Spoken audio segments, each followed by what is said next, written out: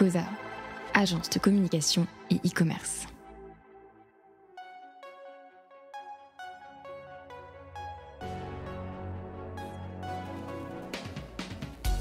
On dit souvent que c'est quand tout va bien qu'il faut investir.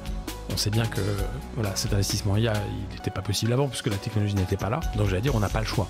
Donc ça veut aussi dire certainement que dans pas mal d'entreprises, c'est des choix qui sont pas juste cornéliens, qui sont des choix parfois vitaux. Ça veut dire que est-ce qu'on embauche plus de personnes d'un côté ou est-ce qu'on se sépare de certains profils pour aller chercher des profils à l'extérieur, embaucher ou débaucher à la concurrence aussi. C'est une stratégie RH qui fonctionne bien.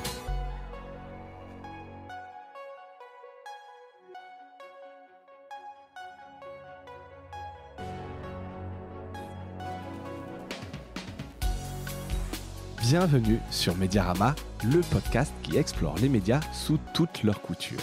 Nouvelles tendances, nouveaux formats, nouveaux modèles économiques, l'impact de la tech et de l'intelligence artificielle sur notre écosystème. Mediarama est un podcast produit par Cosa, cabinet de conseil et agence créative, au service notamment des médias. On accompagne nos clients de la stratégie au produit. Conseil, recherche de financement, design, développement, acquisition d'audience, on peut vous aider. Alors, envie de dire bonjour ou besoin d'un conseil, contactez-moi en m'ajoutant notamment sur LinkedIn. Vous cherchez François Desfossés et je vous réponds rapidement. Allez, c'est parti et bonne écoute.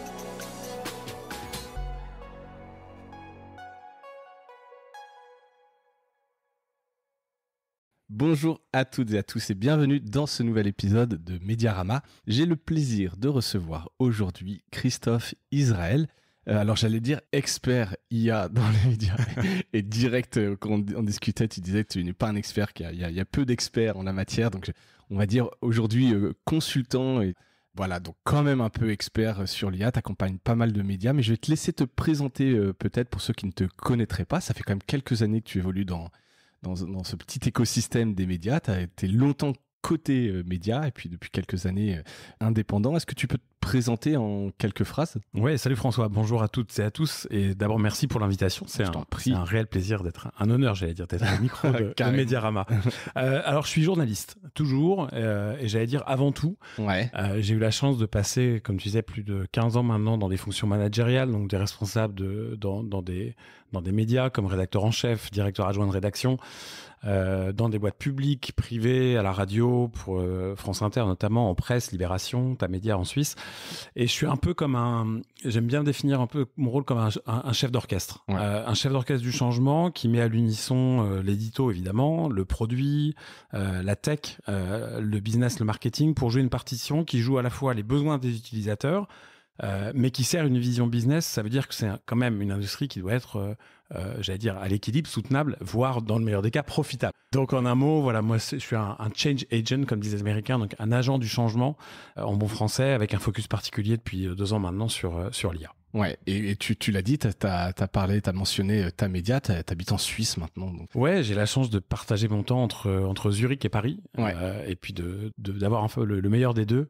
Zurich est un vrai carrefour techno. Il y a beaucoup d'ingénieurs de Google, de Meta notamment, presque 8000 en tout, personnes qui bossent pour eux. Et du coup, beaucoup de startups, une grande vitalité sur l'innovation, sur le partage des connaissances, et puis l'université de Zurich qui est un des lieux cœur au niveau mondial de la recherche d'innovation, notamment en IA. Donc ça permet aussi d'être dans un écosystème. Et t'es pas loin de Paris. Exactement. Donc je disais, depuis 2 ans, effectivement, tu t'es un peu spécialisé sur l'IA. Donc c'est pour ça que je te fais venir et tu travailles notamment sur pas mal de programmes autour de l'IA. Avant qu'on entre dans le détail, tu peux, et ça permettra un peu de teaser un peu ce dont on va parler dans cet épisode. C'est quoi tes semaines type récemment, parce que tu voyages pas mal, faut le dire. Ouais, alors j'ai beaucoup voyagé ces dernières semaines pour des missions. J'ai fait, ces derniers mois, j'ai fait 2 fois le tour du monde en 6 mois, donc c'est beaucoup. Ouais. C'est presque parfois un peu trop, mais mon temps est réparti en 3 grandes catégories. Il y a d'abord toute la partie, j'allais dire veille, active, passive, la lecture, les newsletters, les podcasts, etc. La prospection, évidemment. Les clients. Quand on est indépendant, il faut quand même aller chercher les missions. Il faut d'abord pouvoir vivre donc de son activité, donc les contacts clients, la relance, les updates, voilà. Et puis le suivi administratif, les devis, facturation, taxes, impôts, etc. Ça, c'est la partie, j'allais dire chiante. Chiante qu'on peut aussi déléguer en grande partie à des outils IA. Ça sert aussi à ça. Peut-être on parlera tout à l'heure. Exactement. Ça peut être intéressant. Il y a pas mal aussi de consultants qui écoutent le podcast, donc ça peut être intéressant aussi de voir sur le côté admin un petit peu comment tu gères tout ça. Les 5 toolbox, 5 outils dans la toolbox. Le deuxième partie de mon temps, c'est le suivi des projets, tout simplement, la préparation des livrables, puisque on bosse quand même. On oublie de le dire parce que beaucoup de gens pensent que consultant, c'est on parle juste. Ouais. En fait, on travaille, on produit beaucoup. C'est la partie immergée de l'iceberg. Exactement. Et c'est vraiment ce qui prend le plus de temps, parce que ça doit être extrêmement pertinent et adapté à la demande des clients. Et puis la troisième partie, mais je la distingue, c'est l'exécution de la mission en elle-même, avec le suivi, la mise en œuvre. Le suivi, la mise en œuvre. Et là, on est vraiment sur le terrain, c'est le rendu de ces livrables. Le partage, qui est absolument essentiel et qui est pas toujours la partie la plus évidente dans des contextes notamment de crise comme on connaît en ce moment, avec des pressions de timing, des pressions financières, des pressions RH aussi fortes sur la conduite du changement. Et puis toute la partie, je pense, qui englobe le tout, c'est la communication aussi autour de tout ça. Ça prend beaucoup de temps. C'est pas un exercice avec lequel forcément tout le monde est hyper à l'aise. Ça nécessite de se mettre un peu en avant et de faire du personal marketing ou de personal branding. C'est pas forcément la chose avec laquelle je suis le plus à l'aise. Voilà, faire un post LinkedIn me prend plus de temps que parfois la moitié d'une mission. C'est un don. Il y a certaines personnes qui sont vraiment douées pour ça. D'autres, ça coûte un peu, faut se forcer, mais c'est indispensable, effectivement. Donc c'est des trois grandes catégories. Le temps est très variable suivant les périodes de l'année, mais je pense que le maître mot pour tout, c'est anticiper. C'est-à-dire que c'est la seule manière, en tout cas moi que j'ai trouvé, pour pouvoir encaisser la saisonnalité de l'activité, les variations. Il y a des périodes de creux. Alors j'en ai pas trop connu pour l'instant, je touche du bois. Mais surtout encaisser les pics d'activité et les moments de crunch un peu où on a plusieurs missions qu'il faut livrer en même temps, qui se superposent, ou quelqu'un qui t'appelle en te disant en fait j'ai besoin de la semaine prochaine de 2 jours alors que tu les as plus, et que faut essayer de les rentrer. Et puis mettre les voyages, on oublie aussi ça, mais logistiquement bosser moi j'ai la chance de bosser beaucoup à l'international. Mais ça veut dire aussi beaucoup de voyages parfois qui durent plus de 8 ou 10 heures. Et donc ça aussi, il faut le prendre en compte. Au début, je l'avais un peu sous-estimé. Et aujourd'hui, c'est vraiment quelque chose qui, dans le temps de la mission, compte comme du temps de travail à part entière. Oui, parce que tu peux perdre une journée dans un avion, quoi. Tu peux perdre une journée. Bosser, bien sûr, mais en tout cas... Ou dormir. C'est du temps que tu récupères pas par ailleurs, quoi. Mais mon premier bureau, c'est le train. Ok. Clairement.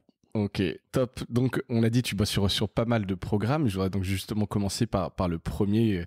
C'est le programme qui s'appelle Newsroom AI Catalyst, qui a été lancé donc par OpenAI et la Wanifra. Et donc, c'est d'ailleurs ce projet qui m'a fait dire tiens, c'est quand même intéressant et ça pourrait être bien qu'il vienne un petit peu raconter ce que tu peux raconter. En l'occurrence, tu nous diras s'il y a des choses que tu peux pas nous dire.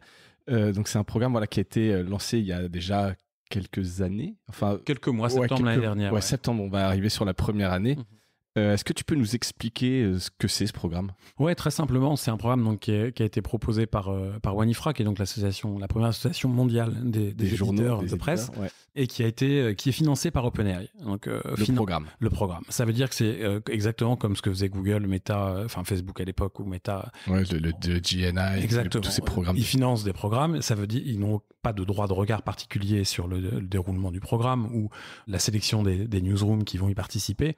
Et il n'y a absolument aucune contrainte d'utiliser un outil d'OpenAI, un ChatGPT ou autre, dans le cadre du programme. C'est vraiment un soutien à l'innovation, à l'adoption de l'IA par les entreprises de médias. Et j'insiste aussi sur entreprises de médias parce que le programme s'appelle Newsroom. Donc évidemment, les rédactions sont centrales dans les organisations de médias. Mais le programme soutient vraiment l'adoption au niveau de l'entreprise entière. Donc ça englobe aussi la partie marketing, les fonctions support, etc. Et donc les cas d'usage des 128 newsrooms qui sont accompagnés quand même sur 4 continents pendant 18 mois, qui bénéficient de ce programme, c'est des grands groupes internationaux qui ont déjà des équipes parfois de plus de 10-15 personnes dédiées à l'IA. C'est des groupes locaux, ultra locaux, des leaders nationaux, des outsiders, des challengers. Donc il y a vraiment toute typologie d'éditeurs. Exactement. Et c'est quoi les critères de sélection ? Donc c'est la Wanifra qui pilote quelque part. Qui choisit. Et qui choisit. Tu peux expliquer un peu le processus de sélection? C'est des promos, des batchs? Ouais, c'est des cohortes, comme on dit. Donc, des cohortes de 15-16 médias à chaque fois. Donc, en veillant, Wanifra veille à d'abord ce que ce soit des membres de Wanifra, mais c'est gratuit. La première condition. Il faut être membre. Et c'est gratuit pour ces membres qui sont sélectionnés. Donc, c'est-à-dire que tout le monde n'y a pas forcément accès directement. C'est vraiment une volonté. Un projet, il y a une checklist à remplir qui est assez complète pour dire voilà où en est l'entreprise, quel est son projet, quelles sont ses idées de développement, essayer d'évaluer un peu la maturité technologique, j'y reviendrai, ou de la maturité à l'adoption technologique de l'entreprise, et de voir comment le programme va pouvoir bénéficier à cette entreprise. Ce qui est extrêmement intéressant, c'est que dans la majorité des cas, quelle que soit la taille, c'est vraiment la volonté et le fait que ce soit des early adopters, des gens qui soient vraiment au début de leur parcours, de leur propre parcours, de leur propre parcours. Pas par rapport au marché, c'est relatif, quoi. Exactement. Et vraiment, je pense que la diversité des cohortes au sein de chaque cohorte est une richesse énorme, parce que c'est vraiment de la discussion d'entre les pairs, quelle que soit la taille ou la maturité, que les principaux bénéfices arrivent. On peut apprendre d'une toute petite entreprise très agile quand on est soi-même un grand groupe qui peut être parfois englué dans des procédures de décision un peu complexes, même quand on pense avoir l'agilité. Oui, on pense toujours l'avoir. De l'extérieur, on voit bien que c'est pas toujours le cas. Voilà, donc c'est vraiment un avantage compétitif, et je crois que c'est vraiment quelque chose qui a été démontré. On y reviendra certainement. C'est pas une question de moyens financiers forcément ou de ressources immédiates. C'est vraiment une question de volonté et d'engagement dans ce processus de changement. D'accord. Donc ça ne coûte rien aux médias qui est sélectionné. Avant qu'on rentre un peu sur les projets et ton rôle là-dedans, juste pour bien comprendre, est-ce que c'est un programme qui est toujours ouvert? Il y a toujours des sélections? On peut toujours s'inscrire, candidater plutôt que s'inscrire? Alors, il y a déjà eu 2 cohortes en Europe, donc une trentaine de médias qui ont été servis. Dont des Français? Dont des Français, bien sûr. Tu peux citer? Je peux citer, oui, par exemple, il y a eu la Dépêche du Midi, que j'ai eu le plaisir de coacher, Webra, que j'ai eu le plaisir de coacher aussi. Il y en a eu d'autres aussi en Suisse, en Allemagne, en Espagne, dans toute l'Europe. De médias en France. Trentaine de médias en Europe. En Europe, pardon. Dont une petite dizaine en France. On peut toujours candidater. Il y a surtout là une deuxième cohorte qui s'ouvre, une cohorte avancée pour des médias qui ont déjà participé à la première cohorte. Déjà au niveau 2. Voilà, qui sont un peu plus, qui ont besoin d'un soutien souvent plus technologique, ou de crédit, de tokens, tout simplement. Et là, OpenAI évidemment fournit des tokens pour des produits OpenAI, mais voilà. Et puis il y a des cohortes là qui viennent d'être ouvertes pour l'Australie et la Nouvelle-Zélande. La deuxième cohorte latine-américaine va débuter aussi en septembre. Je vais repartir à Bogota pour ça début septembre. Donc il y a encore des places ouvertes, mais pas forcément en Europe pour des primo-débutants. D'accord. C'est pas une subvention, il n'y a pas d'argent versé pour le projet, c'est une aide quelque part. Il y a des tokens, donc là quelque part ça représente une économie puisqu'en fait c'est de la puissance, mais c'est plutôt un accompagnement sur des projets. Complètement. C'est un accompagnement mis à disposition, etc. Exactement. Il y a 2 parties, que moi je remplis d'ailleurs dans ce programme. La première partie, c'est vraiment un programme, j'allais dire théorique d'accompagnement avec des modules théoriques. Ça commence 2 jours en présentiel au début du programme, 2 jours en présentiel à la fin. Et puis sur les 3 mois que dure le programme, toutes les semaines, il y a soit un module théorique, soit un coaching d'accompagnement sur le projet, en l'occurrence un prototype qui doit être fonctionnel à l'issue du programme. Et donc voilà, avec un ensemble d'experts qui interviennent sur les modules théoriques et de coachs qui accompagnent les équipes.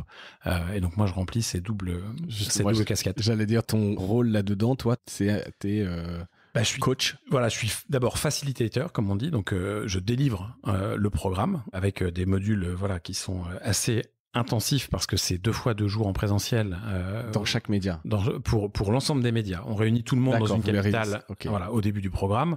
Donc là il y a 2 jours de réflexion intense sur la stratégie, sur les présentations de l'écosystème médiatique, sur les derniers développements de l'IA. On fait 5 des 10 modules théoriques quand même sur ces 2 jours, donc c'est extrêmement intense. Il y a un gros atelier stratégique, un gros atelier produit aussi, donc des ateliers que j'anime aussi.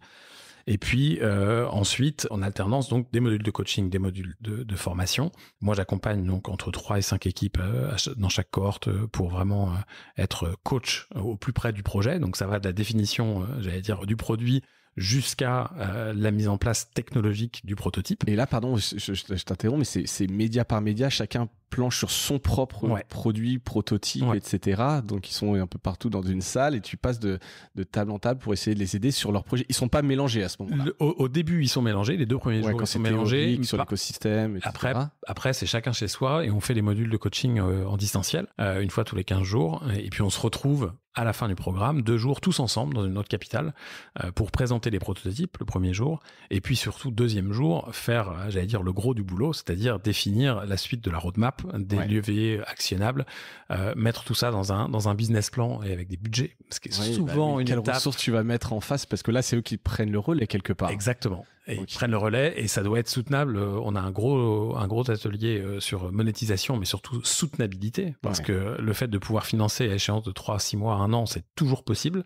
Par contre, en faire un produit viable qui soit soutenable dans le temps, dans le cadre de la stratégie de l'entreprise, ça c'est toujours c'est toujours un challenge. Ouais. Grosso modo, on va peut-être rentrer justement dans des exemples un peu de projets, parce que j'ai pas du mal à croire, mais soit les projets se ressemblent, mais c'est difficile d'imaginer tant de projets différents, justement soutenables, comme tu dis. Il y a plein d'idées qu'on peut avoir, des POC, etc. Mais après, pour passer vraiment à l'exploitation et que ce soit rentable, ça me paraît un peu plus compliqué. Est-ce que tu as des exemples justement de cas d'usage qui ont été testés, qui sont un peu, soit sympas, qui ressortent un petit peu du lot, ou que tu vois souvent parce qu'en fait, il y a un vrai besoin? Alors d'abord, ton intuition est la bonne. La majorité des cas d'usage qui vont être développés, parce qu'on veut qu'ils soient soutenables et efficients, ils ne sont pas originaux du tout. Ouais. Ils répondent à des besoins qui sont, j'allais dire, universels. On constate les mêmes, qu'on soit au Pakistan, au Chili, en Allemagne ou à Singapour. Les besoins d'édition, de transcription, de production de contenu, d'amélioration SEO, de génération de titres, sont exactement les mêmes. Ouais. Après, évidemment, les contraintes, notamment linguistiques, on y reviendra peut-être plus tard parce que c'est un point qui est je pense, extrêmement intéressant, y compris dans ce que véhicule l'IA en termes presque idéologiques. Quand on travaille en Inde avec 22 langues officielles et plusieurs dizaines de dialectes, oui, t'as des cas d'usage qui peuvent un peu différer, effectivement. Voilà. En fait, derrière transcription, on a une brique technologique et une brique linguistique qui est absolument, qui est énorme et qui est très très différente d'un projet sur lequel, comme j'ai pu faire avec les États-Unis, ou tu peux faire 20 projets aux États-Unis en américain avec des modèles préentraînés. Ouais, ça prend 10 secondes. C'est sur étagère presque. Voilà. Travailler avec un média qui, paradoxalement, va avoir des millions d'utilisateurs, parce que là, on parle de volume quand on parle de l'Amérique latine ou du Brésil ou de l'Inde. Moi, j'ai eu des cas d'usage, je vais y revenir tout à l'heure, sur l'Inde qui sont absolument dingues. Donc, des cas d'usage un peu particuliers, il y en a. Il y a des belles success stories aussi, mais ce qui m'intéresse le plus, c'est de voir qu'il y a beaucoup de cas d'usage, comme je disais tout à l'heure, qui sont centrés sur le contenu, mais qui servent l'entreprise. Et donc, il y a des cas d'usage notamment dans le domaine de l'analyse d'audience, plus côté étude de marché ou analyse d'audience des publics, ou commercial, génération de propositions commerciales, par exemple. Dans les médias, c'est pas forcément... Bah si, en termes de revenus et de temps passé par les équipes commerciales à générer des propositions, c'est un gain de temps absolument énorme et elles peuvent reconcentrer leur temps sur le lien direct avec le client, etc. Donc ça, c'est des cas d'usage qu'on a vus et qui sont un peu loin de ce qu'on peut imaginer de la génération des vidéos ou transformation d'un communiqué de presse en draft d'article. On a aussi évidemment ces cas d'usage-là, mais c'est pas les plus originaux, évidemment. Ouais, c'est clair. Et justement, en fait, si on entre un peu dans le détail, comme tu l'as dit, il y a vraiment toute typologie d'éditeurs, du local, du national, du pure player. Et tu disais, ils doivent être un peu tôt dans leur process sur l'IA. Tu vois des grosses différences entre ces médias, entre cette typologie de médias? Alors, la typologie du média en tant que national ou pas, etc., fait assez peu de différence. Ce qui compte, c'est vraiment est-ce que les gens se sont mis à l'IA ou pas. Ouais. Et souvent, ceux qui s'y sont mis de manière même parfois très personnelle, c'est-à-dire pour répondre à leur propre cas d'usage. C'est souvent comme ça dans les médias. C'est pris par une ou deux personnes un peu. Ouais. Et c'est souvent là qu'on a les meilleurs résultats parce qu'il y a déjà eu une phase, un pré-phasage presque de réflexion, donc aussi de réflexion éthique, de problématiques RH, de définition des cas d'usage. Ce qui fait la plus grosse différence, à mon sens, en tout cas dans le programme, c'est vraiment la pratique de l'anglais ou pas, parce que la brique, on voit que les modèles sont entraînés, principalement en anglais et avec des corpus de documents qui véhiculent une idéologie, une vision du monde très occidentale. Et donc évidemment, quand on travaille, là je coachais une équipe au Pakistan en pleine guerre, ou quand on travaille sur de l'Inde ou sur le Chili, on est sur des corpus et des langues différentes et qui apportent aussi une approche différente de la technologie, du rapport à l'investissement. Il y a certaines newsrooms qui n'ont pas les moyens, par exemple, en termes de ressources, de payer le billet d'avion pour se rendre à la deuxième partie en présentiel parce que c'est trop cher. Bon, ça en fait dans les contraintes et la définition des cas d'usage et les ressources allouées au projet, ça va quasiment être aussi, voire plus important que la maturité ou l'envie d'aller développer un custom GPT pour aller faire de l'édition de communiqué de presse, quoi. Ouais, carrément. Les billets d'avion ne sont pas payés par le programme dans ces cas-là pour les déplacements? Non, c'est la seule chose qui n'est pas prise en charge, c'est l'hébergement et la logistique pour se rendre. Ce qui est honnêtement une partie aussi qui permet d'éprouver la motivation des équipes dans une partie des cas. Et évidemment, les lieux choisis sont des lieux qui sont suffisamment normalement desservis et de manière suffisamment abordable pour que tout le monde puisse, pour que ce soit pas une barrière à l'entrée. Ouais. D'accord. Mais plutôt un chèque de motivation. Voilà, c'est un peu de commitment, quoi. Exactement. C'est histoire de dire, voilà, que vous le faites sérieusement et c'est pas juste, vous venez un peu faire les touristes quelque part. Il y a un peu d'argent mis, donc ils ont envie d'aller au bout. Chaque équipe signe un commitment act qui est assez précis et qui les oblige à participer et à dédier du temps. C'est là le plus difficile. Ouais, au fil du projet, les 2 jours au début et à la fin, il y a un côté un peu exotique. On se rencontre, on va quelque part et puis on est bloqué, donc on travaille. Mais arriver à tenir cet engagement sur le moyen terme et à l'inscrire dans la dynamique globale de l'entreprise, c'est aussi un des enjeux auxquels on fait face. Là, tu disais qu'il y avait déjà des cohortes qui allaient au stade 2, donc qui sont déjà dans le programme depuis un moment. Est-ce que je reviens sur ma question des beaux use cases, est-ce qu'il y en a certains dont tu peux parler de manière un petit peu plus spécifique? Tu as parlé de choses qu'on connaît, de la transcription, de l'aide à la titraille, mais est-ce qu'il y a des projets qui ont avancé avec un certain niveau de maturité, qui sont donc, que vous sentez soutenables, comme tu dis, sustainable, c'est le terme, et dont tu peux parler? Bien sûr. Une des métriques les plus complexes mais les plus efficaces à observer, c'est l'impact. Et on voit que des projets simples de boîte à outils, par exemple, qui ont été mis en place, alors parfois, c'est des briques toujours composites, hein. Il y a beaucoup d'OpenAI, de ChatGPT dans les briques. L'assemblage dans une boîte. Pas mal de Claude pour faire l'interface utilisateur, voilà. Mais en quelques jours, il y a plusieurs rédactions qui ont réussi à développer des boîtes à outils qui sont utilisées quotidiennement par plusieurs dizaines, voire centaines de journalistes. Et donc, en termes de temps gagné, notamment, on a des process qui sont passés parfois de 1h30 ou 2 heures sur de la correction de copie à moins de 15 minutes, avec, au lieu de 2 personnes, une seule personne sollicitée. Donc là, on a des impacts dans les workflows, dans les process de production qui sont vraiment mesurables et de manière, j'allais dire, industrielle, bénéfique. Dans les trucs un peu rigolos, on a en Inde, dans cette province de l'Est de l'Inde, qui est énorme en termes de population, un journal régional qui est plutôt d'ailleurs connu pour l'investigation et son travail de journalistique un peu pur, mais qui a décidé de travailler sur l'engagement lecteur et qui a mis en place un quiz généré par l'IA sur une partie des articles.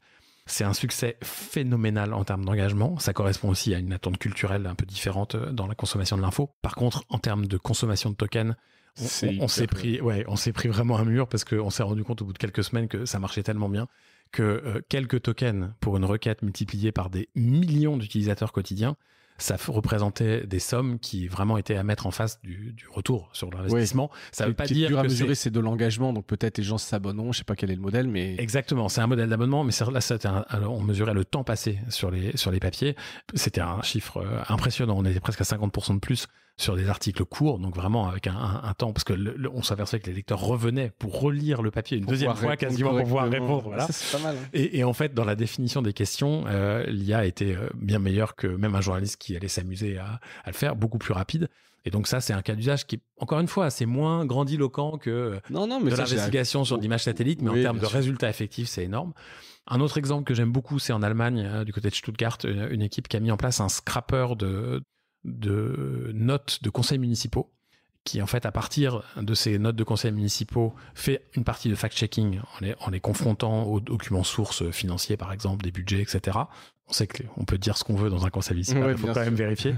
Mais qui, à partir de ça, fait des drafts qui permettent soit à l'hyperlocal de produire des contenus, soit à des journalistes de rubriques qui suivent, je sais pas moi, la mobilité, l'environnement, l'éducation, que sais-je, d'avoir des idées, des exemples, sur lesquels ils peuvent ensuite continuer à creuser. Ça marche super bien. Game Minded Rats Radar, c'est vraiment un super exemple. Et puis peut-être au Pérou, un projet que j'ai beaucoup aimé, qui est un peu plus complexe technologiquement et qui s'appuie sur des grosses bases de données que les journalistes ont constituées au fil des années. Donc c'est aussi une revalorisation différente d'un travail qui a déjà été effectué. C'est un outil qui permet de faire de la corrélation et de surveiller les conflits d'intérêts potentiels chez les députés qui se présentent ou qui se représentent.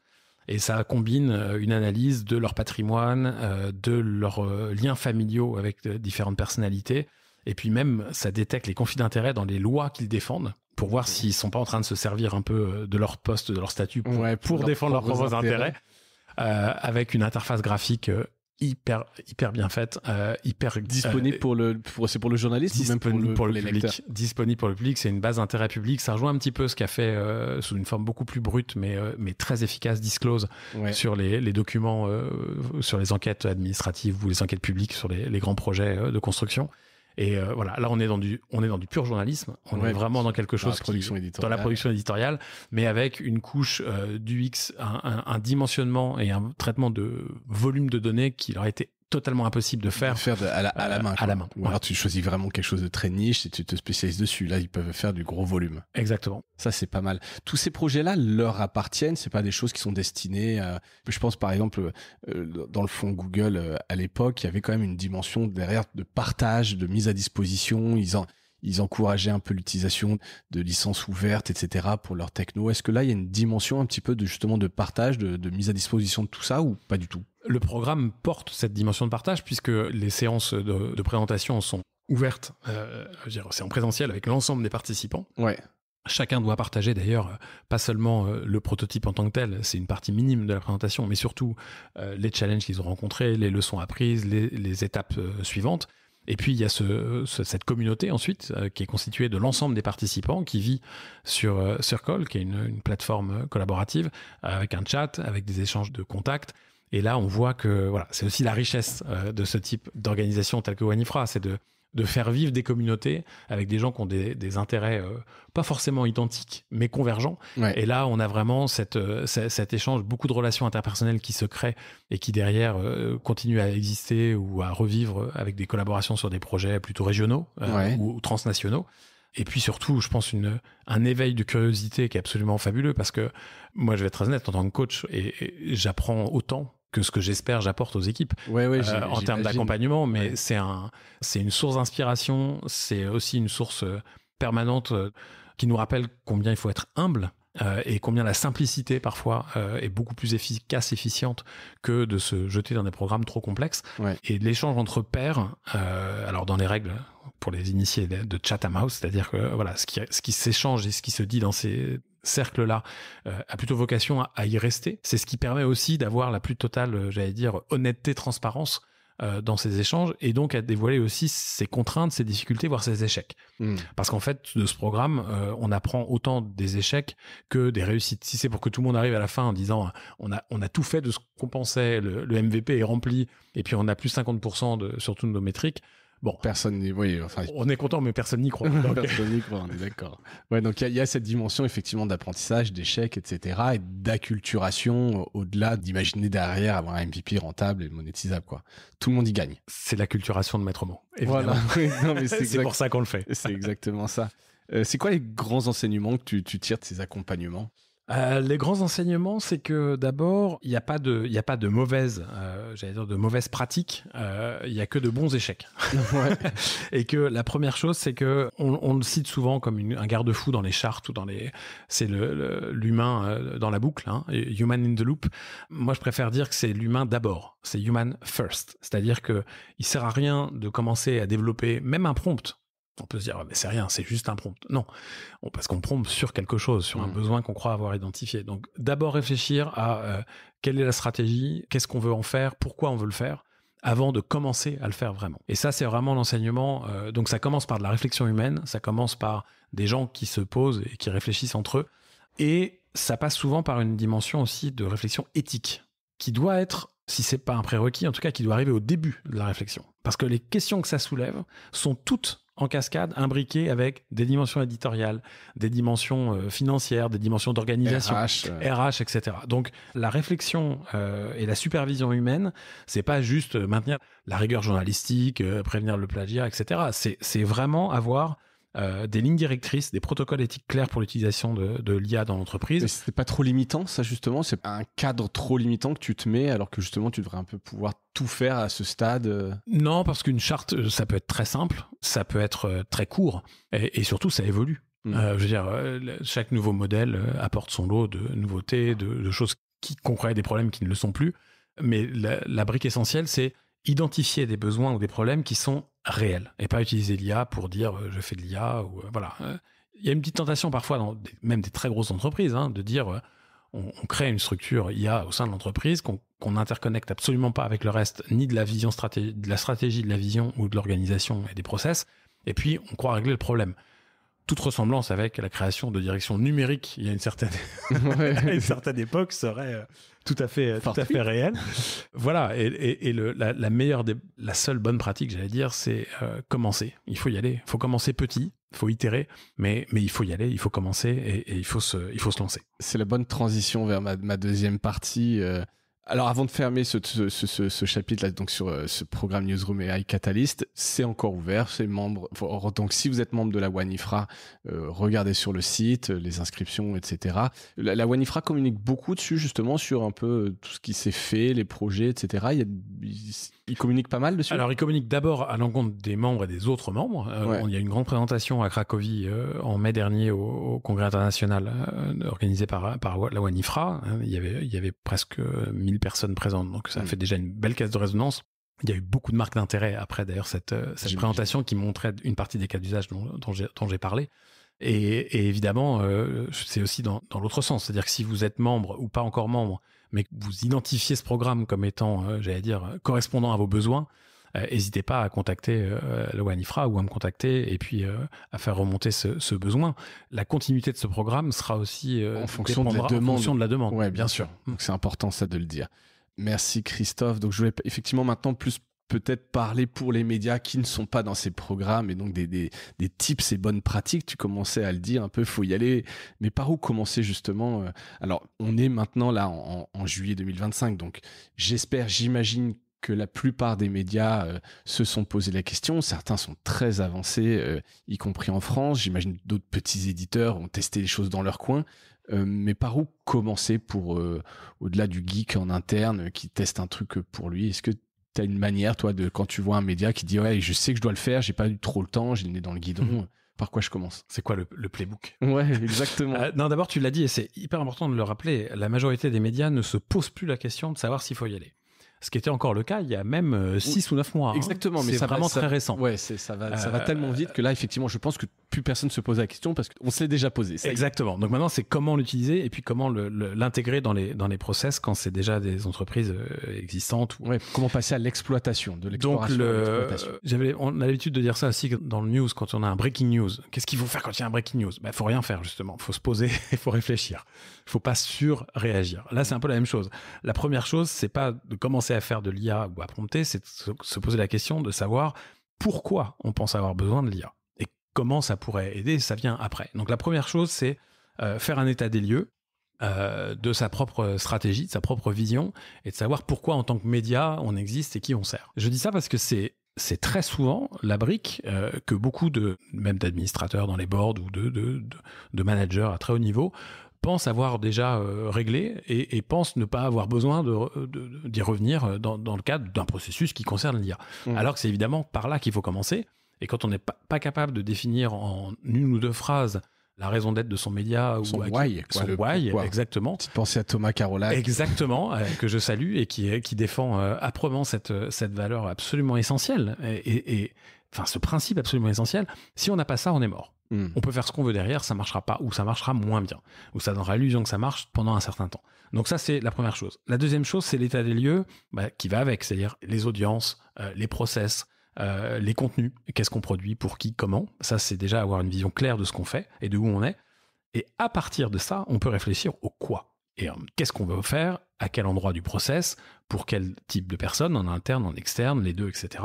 Et là, ensuite, c'est là qu'on peut vraiment commencer, j'allais dire, à décliner ça. Quand on sait par où commencer, on peut réfléchir à comment on va le faire, avec qui, et surtout, pour combien. Ouais. Combien d'argent, combien de ressources. Ça peut être des ressources qui sont pas directement monétaires ou financières, mais à la fin, tout se traduit en argent. Parce que c'est du temps. Et surtout dans un rapport qui est souvent une des notions qui est les plus complexes, en tout cas dans les rédactions, qui est très très mal maîtrisée, qui est le ROI, le revenu sur investissement. C'est-à-dire qu'on peut dépenser beaucoup d'argent dans un investissement qui va rapporter très peu, et là c'est pas bon. On peut dépenser très peu, le fameux quiz, pour un retour sur investissement, s'il est bien défini et avec une métrique bien claire, qui va pouvoir être très bénéfique et rapporter beaucoup. Ça dépend de ce qu'on a. Pas forcément de l'argent, ça peut être, voilà, on parle beaucoup en ce moment de fidélisation, d'engagement, de connexion directe avec les audiences. C'est des choses qui ne se valorisent pas forcément tout de suite en monnaie sonnante. Tu peux le faire dans un business plan, tu peux l'imaginer, tu peux projeter, mais c'est pas immédiat, quoi. Mais c'est pas immédiat. Mais c'est vraiment déjà, c'est ce process-là qui compte. Et puis après, évidemment, dans l'approche de l'IA, il y a des bonnes et des mauvaises pratiques. Mais c'est d'abord cette route-là qu'il faut emprunter. Et malheureusement, il n'y a pas de raccourci. Non, il n'y a pas de raccourci. Donc, c'est vraiment prendre de la hauteur, se poser sa raison d'être, pourquoi, qu'est-ce qu'on fait.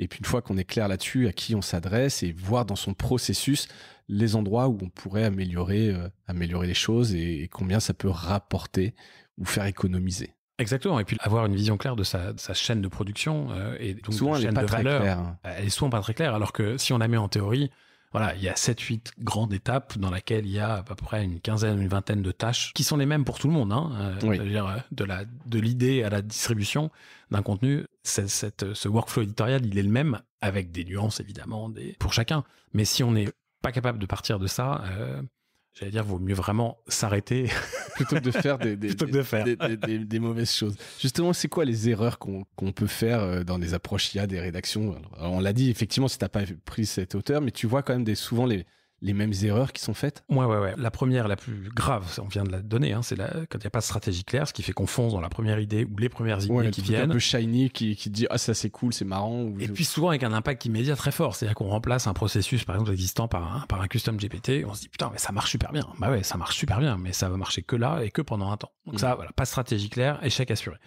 L'erreur aussi que je vois souvent, mais qui est très humaine encore une fois, c'est de ne pas impliquer les journalistes ou les utilisateurs finaux dès le début. Et ça, c'est quelque chose, dans le phasage, comme on dit, du projet, certains considèrent, et je dis pas que c'est une erreur, hein, ça, encore une fois, il n'y a pas de solution unique pour tous, mais que finalement, il vaut mieux commencer un petit comité, on commence par réfléchir à 2, 3, 4, et puis une fois que tout ça est bien mûr, on peut le présenter au reste de la rédaction ou aux gens qui vont vraiment utiliser les outils qu'on est en train de mettre en place. Non.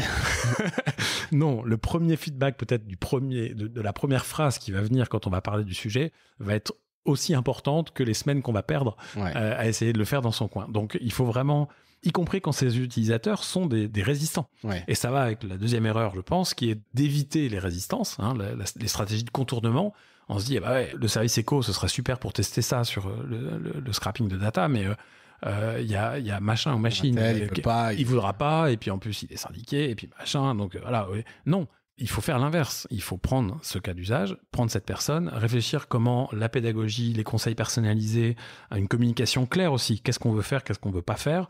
Et puis des démonstrations en réel, avec un accent mis sur le fait que l'IA est toujours un partenaire. C'est pas un substitut, ça peut aider à surmonter les résistances. Et c'est non seulement du temps de gagner, mais c'est en plus, comme on dit, du buy-in. C'est-à-dire qu'on gagne la confiance aussi. Et parfois, c'est un vecteur pour reconstruire une relation de confiance avec des collaborateurs ou des collaboratrices qui ont peur.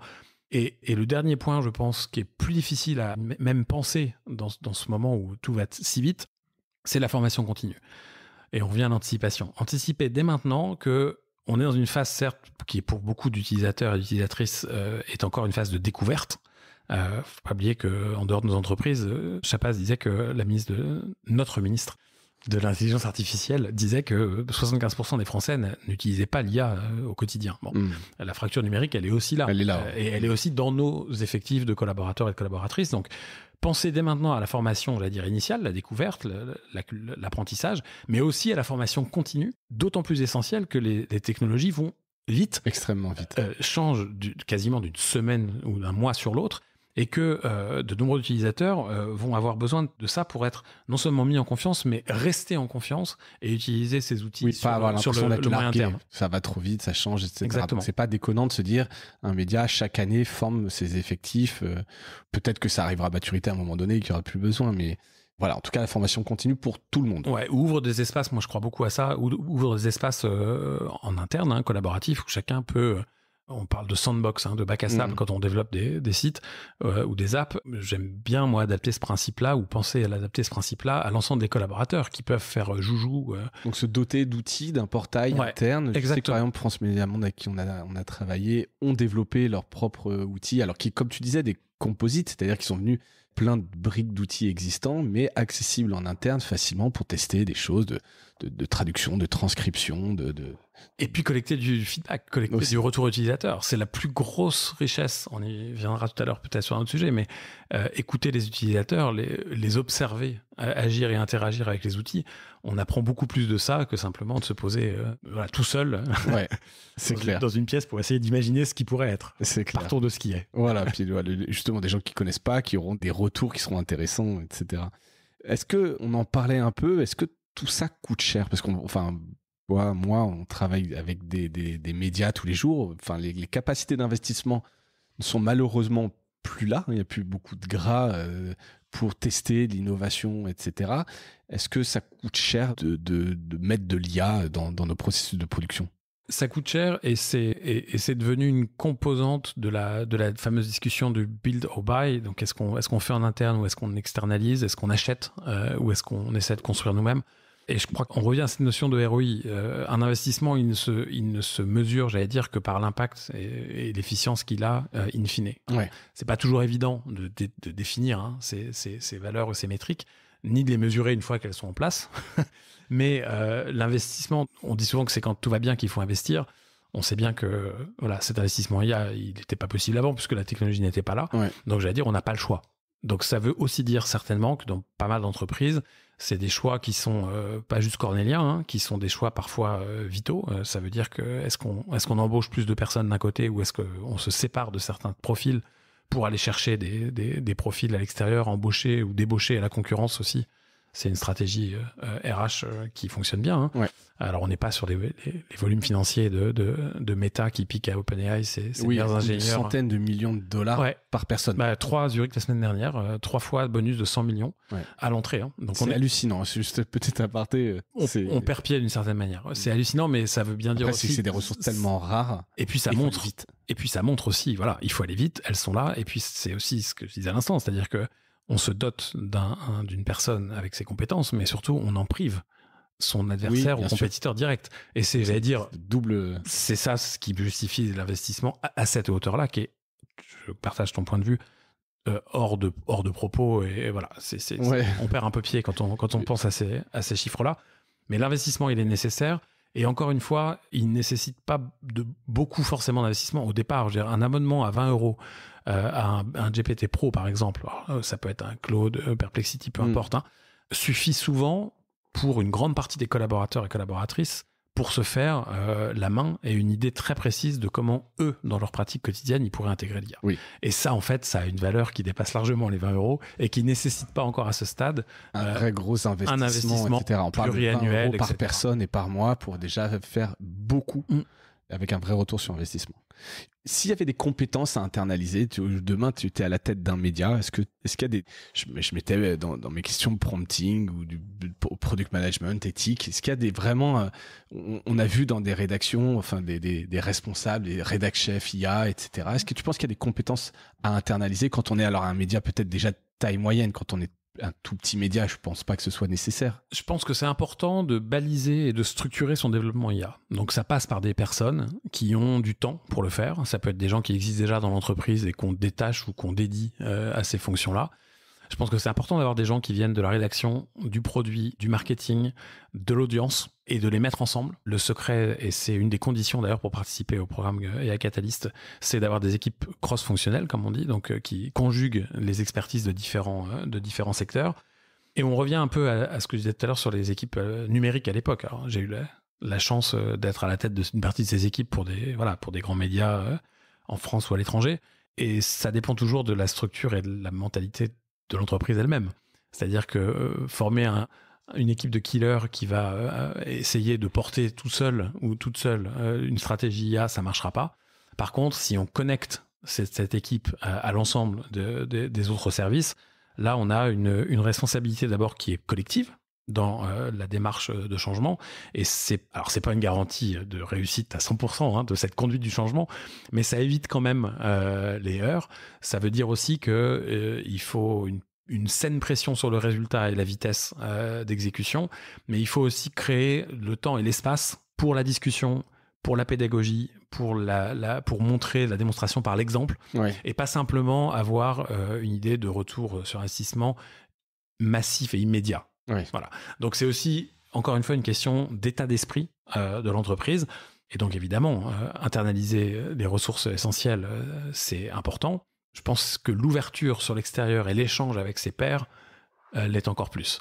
Et on voit le succès de certaines communautés qui se sont créées depuis quelques mois ou années, dans lesquelles des experts ou des spécialistes de chaque média, de chaque secteur échangent de manière assez libre, ouverte, jusqu'à des choses qui, il y a quelques années, étaient des chiffres sur les revenus publicitaires ou sur des pourcentages qui étaient un peu des secrets bien gardés. On voit que ça n'altère en rien la compétition, ça n'enlève en rien le fait qu'on est... Au contraire, quoi. Mais ça permet quand même d'avoir une approche qui est beaucoup plus, à mon avis, proche du besoin des utilisateurs et qui permet de faire de meilleures décisions, de prendre de meilleures décisions dans cette logique de est-ce qu'on internalise ou est-ce qu'on externalise. Ce que tu dis là, c'est intéressant, c'est peut-être quand on arrive à maturité, quand les technos sont on est un peu au début, t'as un peu encore une espèce d'avantage compétitif, t'as l'impression que tu dois garder un peu secret, etc. C'est quand ça devient un peu mature que tu partages plus facilement avec tes pairs, non ? C'est aussi une question de culture. En France, c'est pas quelque chose qui est forcément aussi développé que dans la zone germanique. Par exemple, moi, je travaille beaucoup avec l'Allemagne, l'Autriche. C'est des choses qui sont, j'allais dire pas monnaie courante, mais tout le monde partage, beaucoup plus répandues, en tout cas. C'est quelque chose qui est très naturel chez les latino-américains. Et à l'inverse, c'est pas tout à fait le cas dans pas mal de zones en tout cas avec lesquelles j'ai eu l'occasion de travailler dans les pays asiatiques, par exemple, où il y a une culture de la réserve, plus que du secret d'ailleurs, mais en tout cas de la réserve et de la hiérarchie qui amène à ce que il y ait beaucoup moins d'échanges, en tout cas entre pairs. Ok, ça c'est assez intéressant. C'est une question de culture, effectivement, peut-être. Après, en France, je vois quand même que ça... Tu parlais sur la pub, je vois sur le marketing, je pense notamment à la communauté The Audiencers, où je vois dans les échanges, les gens partagent assez facilement leurs difficultés, leurs succès, etc. Il y a une vraie entraide, et j'ai l'impression que c'est quelque chose qui n'existait pas trop, effectivement, il y a quelques années. Donc, Moi, je me rappelle, au début des années 2010, ça existait. Alors, ça fait un peu dinosaure, mais au moment du boost de la vidéo sur Facebook, etc., le fameux pivot to vidéo, c'était vraiment... on faisait ça, on faisait des petits déj avec des gens de TF1, du Figaro, moi j'étais à Radio France, à Europe 1, puis à Radio France après. On échangeait de manière très... Mais c'était dans une dimension, encore une fois, qui était interpersonnelle, donc c'était quelques dizaines de personnes, c'était beaucoup sur des relations amicales. Là, avec Audiencers, je salue le travail de Marion et de Madeleine, qui font un boulot à la fois sur le fond et puis avec une sympathie humaine absolue sur la forme, et je pense que ça fait du bien, ça participe à la vitalité du secteur et ça fait du bien à tout le monde. C'est clair. Autre sujet sur lequel tu interviens et qui est aussi intéressant, c'est SynthID, la traçabilité du contenu IA. Donc c'est un projet de Google, en l'occurrence, une techno de Google qui a été annoncée il y a quelques semaines maintenant, notamment lors de leur conférence développeur Google I.O. pour détecter les contenus générés par IA. Toi, tu as participé aux ateliers, hein, je crois avoir compris. Tu peux nous en dire un petit peu plus ?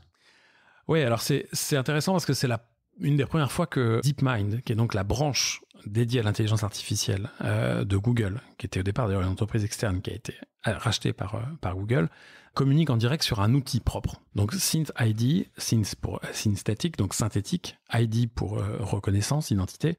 C'est une technologie de watermark invisible qui permet de labelliser, entre guillemets, ou de reconnaître les contenus générés par les outils IA de Google. Donc c'est intéressant parce que ce soit de l'audio, de la vidéo, donc de l'image, du texte, il y a un détecteur qui permet de reconnaître ce watermark.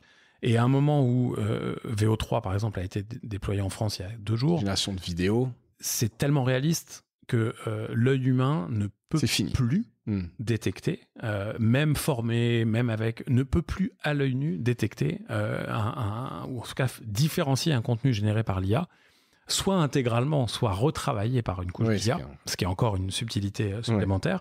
Et donc, SynthID, c'est un watermark, une technologie qui est suffisamment robuste C'est important pour résister à des altérations, par exemple sur une image, du recadrage, des filtres, du bruit ou de la distorsion. Alors, elle n'est pas parfaite non plus. Il y a un très faible pourcentage de faux positifs ou de faux négatifs. Et elle peut évidemment être contournée par des bad actors, comme on dit, qui ont une connaissance technologique poussée et qui voudraient de contourner ces modèles-là, où il suffit d'en utiliser un autre tout simplement pour que ce soit pas détecté. Mais c'est un signal très fort aussi qu'on voit Google. Et on connaît la relation complexe qu'ont les éditeurs. J'en ai fait partie avec Google. C'est-à-dire que Google est incontournable en termes de trafic, on a besoin. Et en même temps, on sait que ils captent une partie des revenus qui ne vont plus aux éditeurs, qui ont du mal à partager, qu'il faut parfois des procès à défaut d'accord pour pouvoir les emmener sur ce terrain-là. Il n'empêche que dans cet écosystème et ces relations complexes, il y a quand même un outil sur lequel l'industrie n'a jamais pu, en l'occurrence, soit se mettre d'accord, soit produire une telle norme ou un tel standard, ou tout simplement l'outil qui permet de reconnaître les contenus générés par l'IA. Et donc, je pense que c'est important parce que c'est de la technologie, c'est des pixels, des vecteurs, mais ça vise un objectif qui est bien plus noble et important et crucial pour les médias, qui est la provenance et la source, et donc une sorte de fiabilité pour restaurer ou consolider un principe de confiance qui est essentiel à la relation entre les médias et leurs utilisateurs. Ouais. Et si on pousse un peu l'idée, est-ce que parce que donc là, ça permet de détecter, d'affirmer qu'un contenu a été généré avec une des technos de Google, non altéré. Est-ce que ça pourrait devenir un standard de marché pour pouvoir identifier des contenus, alors soit générés par n'importe quel type d'IA, soit même justement non générés par des IA. En fait, aujourd'hui, comme tu l'as dit, il y a plein de faux positifs, il y a des plateformes qui permettent de dire que c'est fait par des IA génératives, mais ça va être de moins en moins le cas. Mieux on sait prompter, plus les technos sont bonnes et plus c'est difficile de détecter. Ce côté watermarking, être capable de savoir qu'un contenu est original, est-ce que il peut y avoir un standard dans le marché? Alors c'est une vraie question parce qu'il y a d'abord c'est un projet qui s'ajoute aux autres. Il y en a déjà de nombreux. Il y a le News Provenance Project par exemple qui associe à chaque image des informations, on va dire presque infalsifiables pour certifier leur origine, ou le projet qui s'appelle Project Origin qui permet de suivre la trace d'un contenu tout au long de sa diffusion, y compris lorsqu'il alimente les modèles d'IA. Ce qui est hyper intéressant parce que ça c'est une des grosses questions aussi sur la rétribution, l'identification, puis la rétribution des droits d'auteur. Ça vient aussi en complément, alors là pour le coup d'un standard qui est le C2PA, qui est la technologie de signature et de traçabilité des contenus pour en garantir l'authenticité. Qui est un super consortium dont font partie notamment Google. Exactement. J'en parlais avec Raphaël Labbé de Wistrust qui en fait partie. Et je pense que ça va venir en complément de tout ça. Et de la même façon que c'est illusoire de penser qu'il y aura une techno ou un standard de certification qui résoudra les problèmes dont on vient de parler. Je pense qu'on est plus dans un bouquet de services, d'outils qui sont complémentaires les uns avec les autres et qui permettent aux gens dont c'est le métier, donc les fact-checkers notamment par exemple, qui ont participé aux outils de testing que j'ai animés pour Google, ou aux utilisateurs finaux. Pourquoi pas? On parle beaucoup dans les médias de comment est-ce qu'on labellise, comment est-ce qu'on identifie les contenus. Comment tu peux savoir? Voilà, il faut déjà commencer par être sûr de ce qu'on a et de ce qu'on fait. Parce que les médias produisent, mais ils utilisent aussi beaucoup de contenu, de photos par exemple, d'agences. Il faut aussi que ces agences, ces contenus puissent certifier la provenance et la fiabilité ou l'authenticité de ces contenus, avec quand même une subtilité qu'il faut toujours rappeler et qui est j'allais dire essentielle. C'est pas parce qu'un contenu est généré par l'IA qu'il n'est pas digne de confiance ou qu'il ne véhicule pas une information vraie. Il faut distinguer le fact-checking quelque part de la manière dont a été produit le contenu. Exactement. On peut avoir des images vraies, totalement vraies, utilisées dans un contexte qui en font de la désinformation. Une image prise au Pakistan en 2005 qu'on va utiliser pour, illustrer un article sur Gaza le mois dernier, c'est un mésusage et donc là, il y a un risque de désinformation. À l'inverse, quand on a, j'aime beaucoup les avatars par exemple, il y a beaucoup de présentateurs télé maintenant qui sont des avatars. Il y a un exemple très concret au Venezuela où le pouvoir en place, de plus en plus autoritaire, a utilisé des avatars pour en gros propager, on va dire, la propagande du régime. Et il y a des journalistes qui ont répliqué avec d'autres avatars qui, eux, les ont protégés, qui leur ont permis de ne pas être exposés physiquement au risque de représailles, de censure, voire de de persécution de la part du régime, mais qui ont utilisé ces avatars pour faire passer des messages et rétablir une certaine forme de vérité d'information, ou leur vérité de l'information. Donc l'usage de l'IA générative et la question de la provenance, elle est bien plus complexe que simplement c'est synthétique, donc c'est pas beau ou c'est pas bon, et donc il faut aussi se méfier des raccourcis de pensée là-dedans. Et encore une fois, c'est un outil, c'est une technologie, SynthID, qui va s'ajouter aussi à l'instinct journalistique, qui va s'ajouter aux autres outils disponibles et qui ne remplacera rien, mais qui peut devenir en tout cas, et Google a annoncé déjà un accord avec Nvidia par exemple, qui est assez énorme.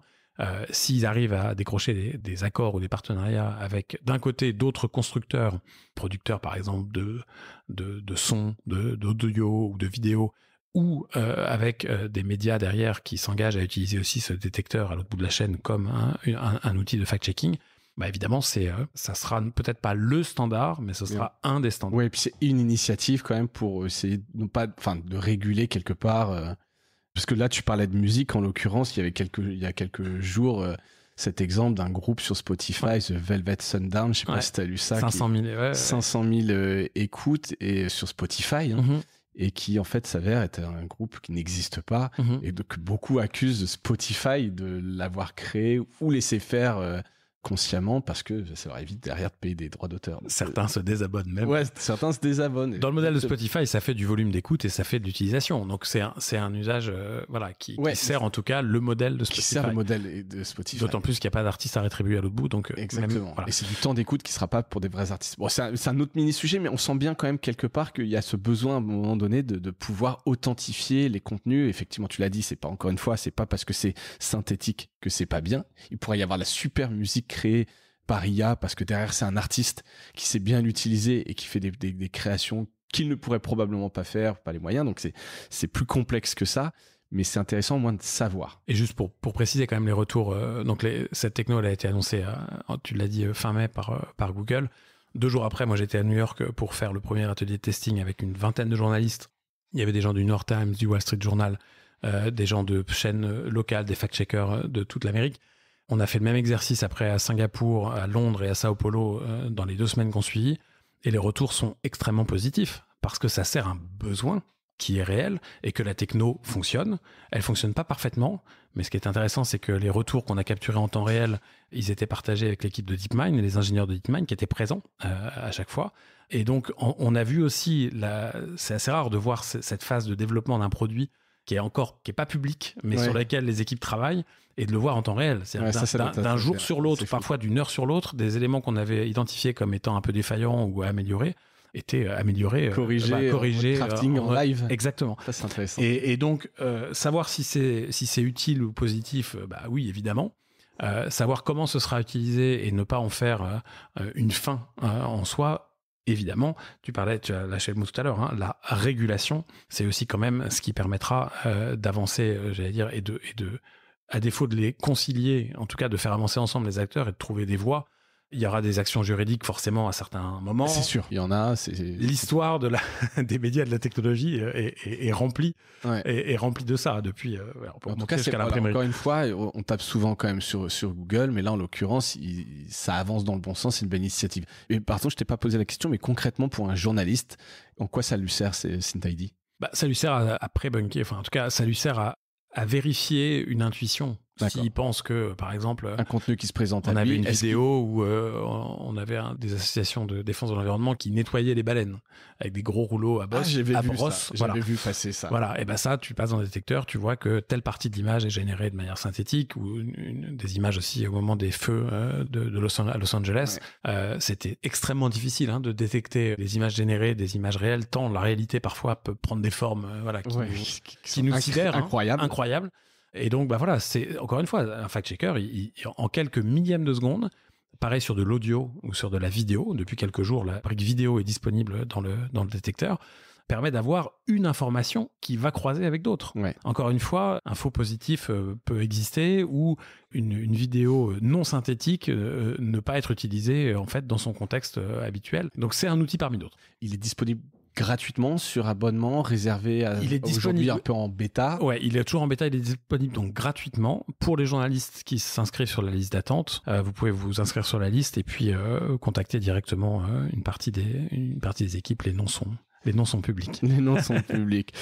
Super. On arrive à la fin de cet épisode. J'ai 2-3 questions encore pour apprendre un petit peu de hauteur, un peu prospective. Si tu devais parier sur une application de l'IA qui va vraiment bousculer les médias dans les 12-18 prochains mois. Tu as vu passer, toi, beaucoup de use cases, hein, notamment avec ce programme dont on parlait tout à l'heure de OpenAI. Est-ce qu'il y en a un de ces cas d'usage sur lequel tu parierais qui va un peu... que tout le monde va adopter dans les 12 à 18 prochains mois? Je suis incapable de répondre à cette question. Merci Christophe. Je suis incapable de répondre à cette question pour la bonne et simple raison que si on s'était posé la même il y a 6 mois, c'était presque, ou 9 mois, c'était le début du programme. On était sur des cas d'usage totalement différents, radicalement différents, ou en tout cas différents dans leur traitement et leur manière d'exister. Donc ce qui est certain, c'est qu'on est sorti de la phase de découverte et d'un peu d'effet waouh, et qu'on est vraiment là dans une phase de maturité techno et d'adoption de l'IA qui est beaucoup plus, j'allais dire, pragmatique, qui s'intègre dans les, là ça y est, dans les roadmaps, dans les budgets. C'est pas quelque chose qui est juste une petite fantaisie ou quelque chose qu'on se force à faire. Donc c'est plutôt l'industrialisation des process. Donc chacun va trouver, voilà, ça. Je pense beaucoup aux transformations sur la partie distribution, la partie contenu, génération. On va retrouver une forme de radicalité du métier de journaliste, etc. Voilà, il y a l'édition, c'est une partie qui est aussi déjà très travaillée, élaborée et qui donne de bons résultats. Je pense que toute la partie transformation des contenus, on parle de cette notion de contenu liquide qu'on peut transformer en n'importe quel. Ouais. C'est quand même très théorique aujourd'hui. Hein. Oui, c'est très théorique. Je connais aucun cas précis où c'est mis en œuvre de manière industrielle et voilà. Par contre, que ça ait un impact sur la transformation des contenus et puis sur les chaînes de distribution, les canaux de distribution et surtout la personnalisation des contenus à l'adresse des différents types de publics, voire des utilisateurs finaux eux-mêmes. Ouais, là, à l'échelle de l'individu. Là, je crois qu'il y a vraiment un champ d'action. On a eu un des projets, par exemple, qui était sur la production de newsletters à éditorialiser et pour la partie personnalisation. Et là, il y a des résultats qui sont absolument bluffants. Toujours un peu limité parce que dépendant des data dont dispose la machine. Il faut se mettre à jour aussi, bien sûr, là-dessus. Donc, si on ne donne rien, on n'a pas non plus une pertinence et une granularité suffisante. Mais voilà, c'est une question de temps et plus l'utilisateur va se rendre compte que ça le sert, plus je pense qu'il y aura une frilosité qui va se lever sur le partage des data dont on sait que voilà, dans l'ère post-Facebook, quand c'est gratuit, c'est toi le produit. Donc, partager sa data, c'est bien ancré chez les gens. Les gens refusent les cookies. Hein. Certaines générations d'utilisateurs.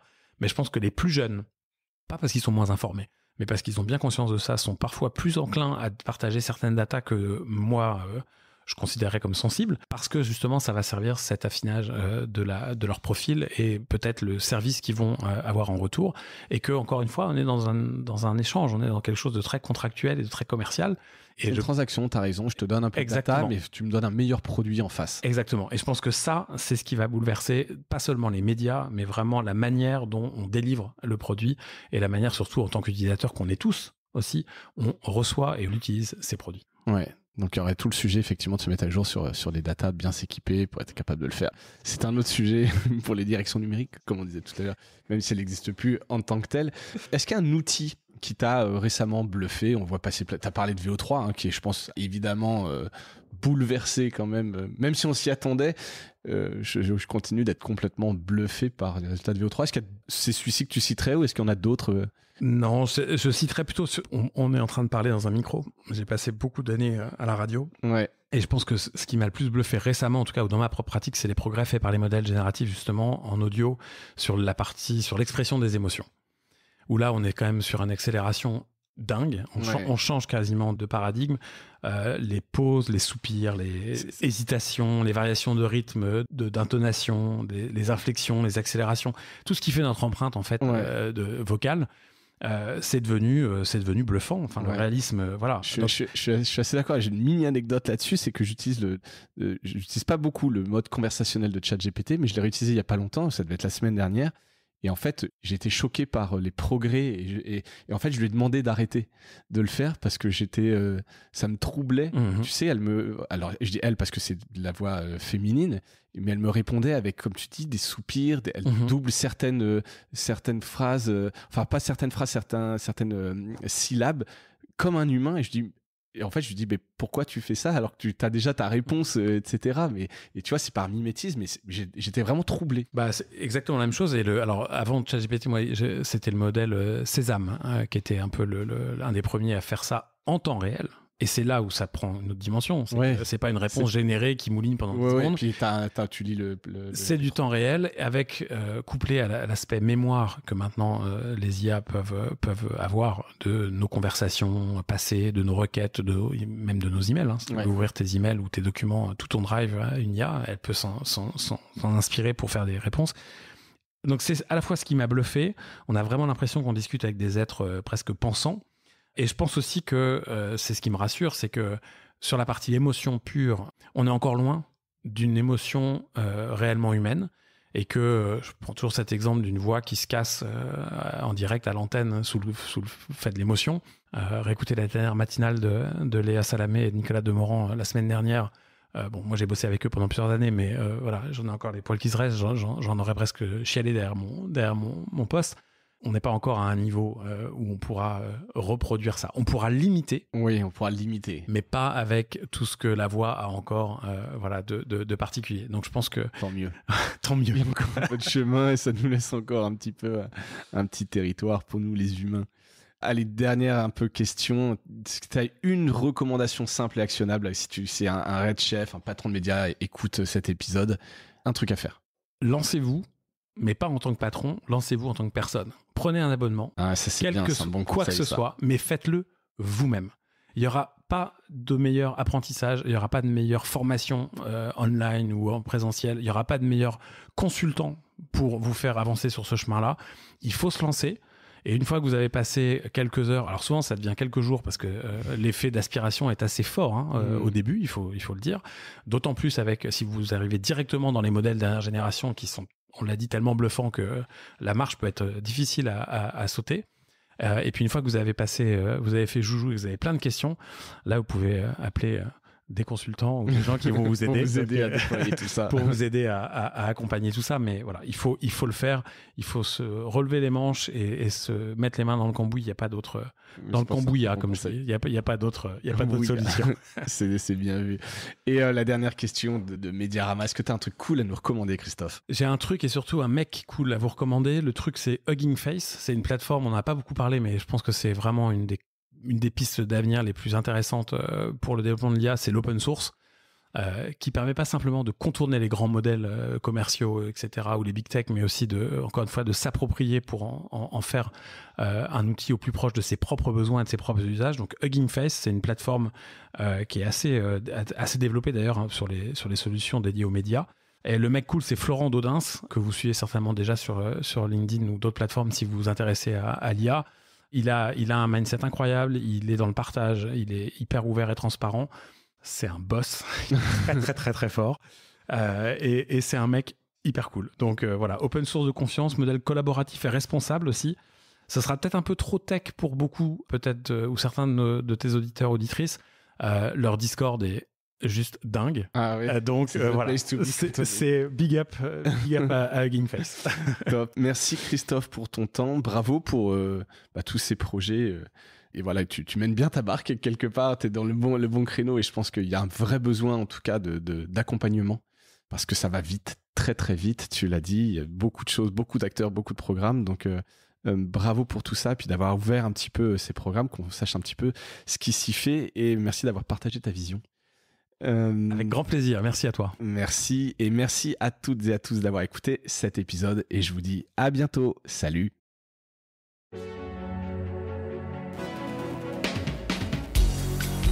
Voilà, Mediarama s'achève.